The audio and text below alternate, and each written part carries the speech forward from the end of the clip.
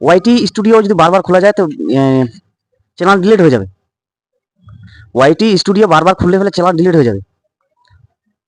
তো এই ভিডিওটা একদম ফুল দেখবা, যারা এই কথাটা বিশ্বাস করো যে হ্যাঁ বারবার দেখলে ওয়াইটি স্টুডিও বারবার দেখলে ডিলিট হয়ে যাবে চ্যানেল বা আর কিছু, এই ভিডিওটা ফুল দেখবা, তাহলে আমি একদম ইন টোটাল ডিটেলস বলে দেবো যে এগুলো কি হচ্ছে আর কেন বলছে সত্যি।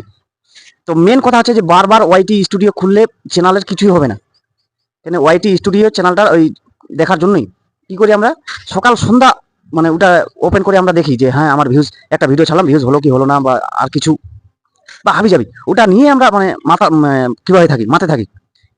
তো হুট করে কয়েকদিন আগে একটা ভিডিও দেখলাম কি যে বারবার ওই ওয়াইটি স্টুডিও যদি আমরা ওপেন করি, ওই অ্যাপটা ওপেন করি, তাহলে ফেলে চ্যানেল ডিলিট হয়ে যাবে।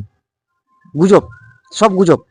যেদিন থেকে আমি শুনেছি যে বারবার ওপেন করার পর ডিলিট হবে, সেদিন থেকে আমি বারবার টিপছি, কিছু হয়নি আর কিছু হবে না আশা করা যায়। এইটা একটা ট্রেন্ডিং ভিডিওর জন্য এভাবে এরা করছে, কারণ যে কিছু কিছু ইউটিউবার কি করছে যে কিছু তো ভিডিও লাগবে কিনা, ইউটিউবে ছাড়ার জন্য কিছু তো ভিডিও লাগবে কিনা, তখন এইটাকে একটা ট্রেন্ডিং মানে চলাতে চাইছে। বিশেষ করে এটার জন্য এরা ভিউজ কামাতে চাইছে যে হ্যাঁ এভাবে বলে যদি কিছু ভিউজ পাওয়া যায় তাহলে ভালো হবে।